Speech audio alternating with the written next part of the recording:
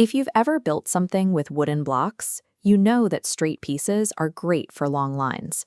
But the moment you need to make a turn or branch off, you're stuck. Real-world pipes work exactly like those blocks. On their own, they are just rigid, straight tubes. To turn those tubes into a network that actually goes somewhere, you need specialized pieces called fittings.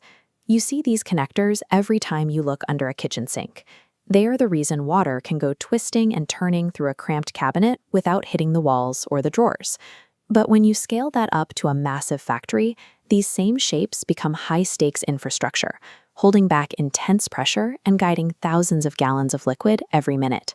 Whether it's in your home or a power plant, building a system that doesn't leak depends entirely on picking the one geometric shape that fits the corner perfectly. There are three main building blocks that make these networks possible. Let's start with the simplest way to make a line longer: the coupling. A coupling is a hollow sleeve. Slide two pipes in to create one straight run. But for connections that must be undone, use a three-part union. Just unscrew the center nut, and the pipes pull away cleanly without cutting. Sometimes the gap between your fittings is so small that a full-sized pipe won't even fit. In those tight spots, you use a nipple. It's a very short piece of pipe with ridges on the outside of both ends. This lets you screw two separate parts directly into each other, bridging that tiny gap perfectly. Between extending lines, or creating quick releases, and bridging tiny gaps, these three shapes allow you to build almost any route you can imagine. But the shape of the fitting is only part of the story. You also have to consider the specific liquid moving through the system. If you're just moving cool, clean drinking water, everyday plastic or standard lead-free metals are perfect for keeping things safe and contained. But if you try to move a harsh acid through those same metal pipes, the liquid will literally eat through the metal from the inside out. Engineers prevent this by checking a resistance chart to find a perfect match. While standard plastic might fail against acid, a high-grade industrial plastic will get a perfect rating, meaning it can handle the chemical without breaking down. On the flip side, if that liquid is boiling hot steam under high pressure, plastic would melt or burst. That's when you need heavy-duty steel or iron that can survive the heat. The nature of what's inside the pipe always decides what the outside should be made of. If they don't match, the system will eventually suffer a total failure. Even when everything is matched perfectly, parts still age.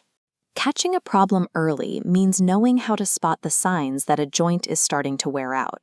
You can often see the first signs of trouble right where the two pieces meet. If you see stains or rust building up specifically around the threads, it's a sign liquid is beginning to find a way through the metal. Sometimes you'll see a soft rubber ring, the seal, being squashed or pinched out the sides of the connection. If you can see that rubber bulging out, the joint is no longer sitting correctly. The most urgent sign, often called weeping, gathering right at the seam. It might just be a drop or two, but it means the seal is officially broken. Spotting these early signs, the rust, the pinched rubber, or the tiny drops of water, lets you handle a repair on your own terms before it turns into an emergency. Once you know what to look for, keeping the system healthy is a simple, hands-on routine.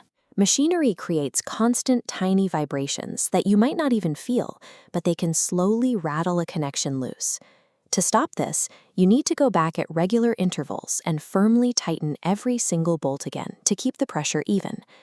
If you ever have to unscrew a connection to look inside, the old rubber seals will be flattened and worn.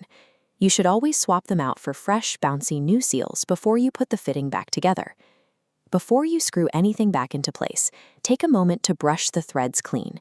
Even a tiny bit of dirt trapped in those metal grooves can create a microscopic gap that lets water escape. A leak-free system starts with picking the right shape and the right material, but it's the simple act of cleaning, checking, and tightening that keeps everything running safely for years to come.